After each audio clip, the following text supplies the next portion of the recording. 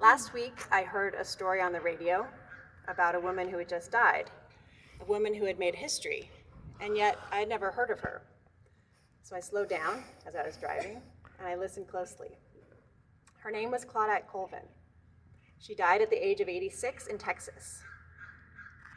She made history on March 2nd, 1955, at just 15 years old, about the age of my son now. Claudette Colvin was riding a segregated bus in Montgomery, Alabama. Before Rosa Parks became a household name, before the Montgomery bus boycott captured the nation's attention, Claudette Colvin refused to give up her seat to a white passenger. She's arrested, handcuffed, and pushed aside. Claudette never became the famous name.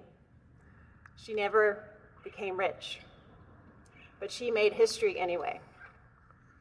Her courage mattered, her refusal mattered, and her story reminds us of something essential about the civil rights movement.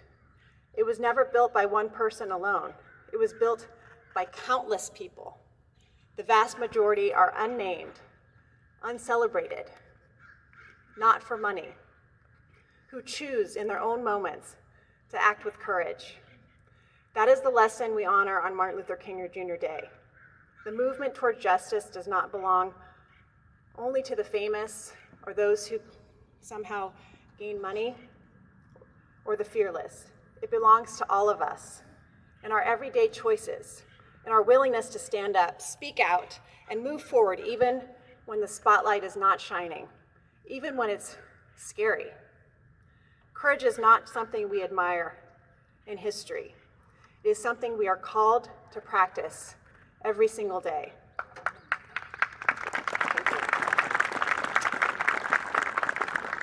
Though she was not chosen to be the public face of the movement, Claudette Colvin's case did help lay the legal groundwork for desegregation. When asked years later why she refused to give up her seat, she said, "My mindset was on freedom. I told them that history had me glued to the seat." I just love that. I know that all of our mindset right now, today, in 2026, is on freedom. Throughout our lives, we have been given the gift of inspiration through the legacy of Martin Luther King Jr. in countless ways, on countless days. His words, his leadership, and his profound love for justice and humanity are crucial for the chapter of history we are now confronted with. The characteristic I'm most focused on today is courage.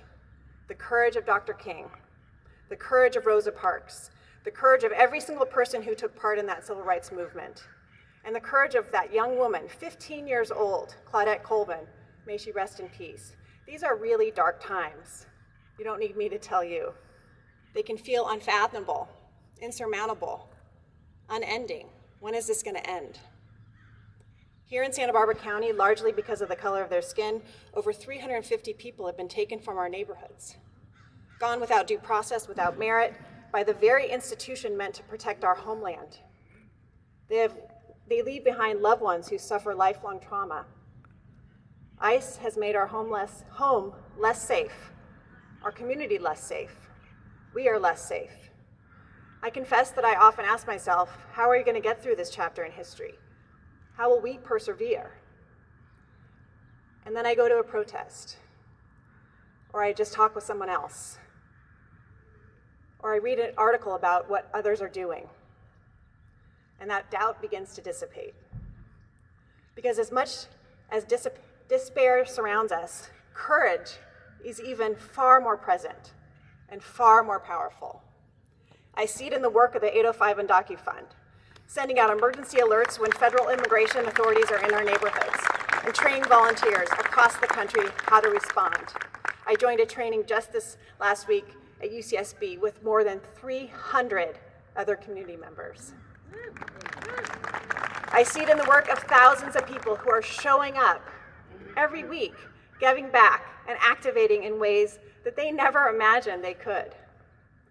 2,000 people just last Saturday protesting the killing of Renee Good, our district attorney speaking out.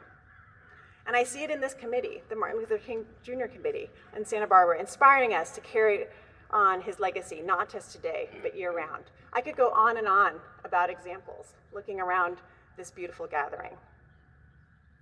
Dr. King once said, "Our lives begin to end the day we become silent about things that matter."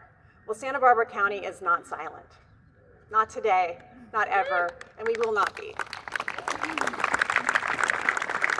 May we honor their courage, not only with our words, but with our action. May we choose again and again to stand up when it would be easier to sit down, to speak when it would be easier to stay quiet, and to act even when history has not yet decided our names. Because history is still being written, and courage, everyday courage, is how we write it. Thank you.